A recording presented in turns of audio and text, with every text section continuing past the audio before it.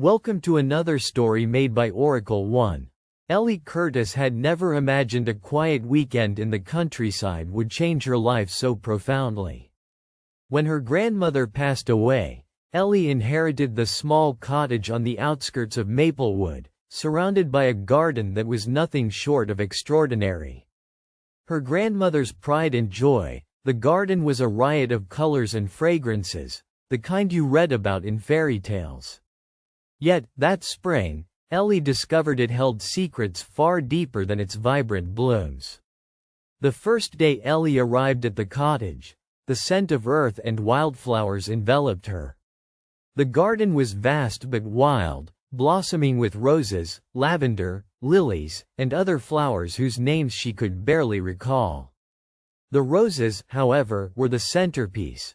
Tall, arching bushes with petals soft as whispers, in shades ranging from creamy white to deep crimson.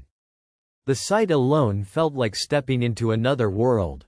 As she wandered through the winding stone paths, her fingers grazed a cluster of buried leaves near the largest rose bush. Something crunched beneath the soil. Curious, Ellie knelt down and began to carefully unearth a small, weathered tin box. It was rusty, but the lid bore an engraved design, a gardener's spade crossed with a quill. Inside were folded pieces of paper, yellowed with age, delicate as old petals. With trembling hands, she opened the first note. The handwriting was elegant, looping cursive, and the words painted vivid pictures of the garden in its earlier days. The careful planting, the weathered hands tending every leaf, and the love poured into each blossom. The note was signed simply, "A Gardener." Ellie's heartbeat quickened. Who was this gardener? And why had these notes been buried here? The next morning, she found another note beneath the roses. It told a story not just about the flowers but of a woman named Lila who had cared for the garden decades ago. Lila spoke of her dreams, her day-to-day joys, and moments of loneliness. She wrote about planting a special rose bush to commemorate a love she couldn't hold. But the note stopped abruptly. Ellie was entranced. She spent days carefully digging up each note, piecing together a story lost in time. She learned that Lila had been more than just a gardener. She had loved and lost, keeping her heart safe behind the walls of the garden. The notes became a secret diary, full of whispered hopes and quiet heartaches. One afternoon, while sorting through the garden toolshed, Ellie found an old photograph hidden beneath a loose floorboard. It was black and white, depicting a young woman standing amidst the roses, her eyes bright and hopeful. Next to her stood a man, his smile warm and familiar. The man held a gardening glove in one hand and a folded letter in the other. The photo was dated 1947. Ellie's pulse quickened. Could this be Lila and the mysterious gardener from the notes? Who was the man, and what happened to their story? As the days passed, Ellie grew more obsessed with the garden's history. She researched local archives, visited the town library, and spoke with older residents, gradually uncovering the legends of a love that had quietly blossomed in secret. The gardener was named James Harding, a man known for his gentle nature and skill with plants. He had courted Lila in the shadows, promising to return to the garden after the war. But James never came back. The letters hinted that he had been lost overseas, his fate uncertain. Lila's final note was a farewell, but it held an unspoken promise that their love would endure, like the roses blooming year after year. Ellie felt a stirring in her chest, a connection that crossed time itself. The garden was not just a patch of earth, it was a living testament to enduring love.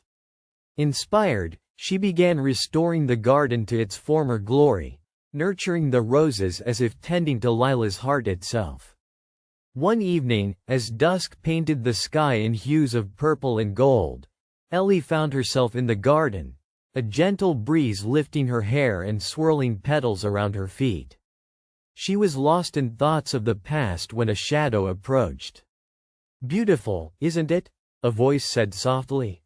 Ellie turned to see a man standing there, holding a watering can, a stranger, yet familiar somehow, as if he belonged to the garden's soul. He smiled, a quiet invitation in his eyes.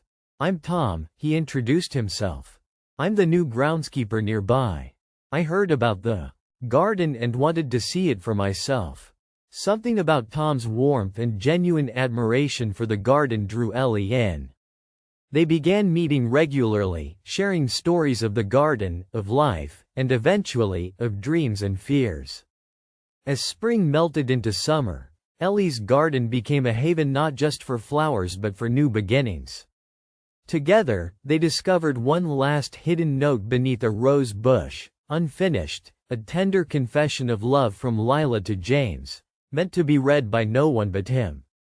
Ellie read it aloud to Tom beneath the twinkling fairy lights she strung through the trees. "I believe," she whispered, "that love isn't just time or place. It's the courage to keep believing, even when the world says no." Tom took her hand gently. "And sometimes, love comes back in a new form, when we least expect it." Ellie looked around. The roses blooming wildly, the garden alive with fragrance and life. She realized that the garden had kept its promise. The love it had nurtured so long ago was not lost. It had grown, rooted deeply in the earth and now blossomed anew through her. Under the starry sky, with Tom by her side and the scent of roses thick in the air, Ellie felt a peace she had never known. The gardener's note, buried beneath decades of soil and stories, had brought her not just history, but hope, and perhaps the greatest love story of all, still unfolding. For more stories, like and subscribe.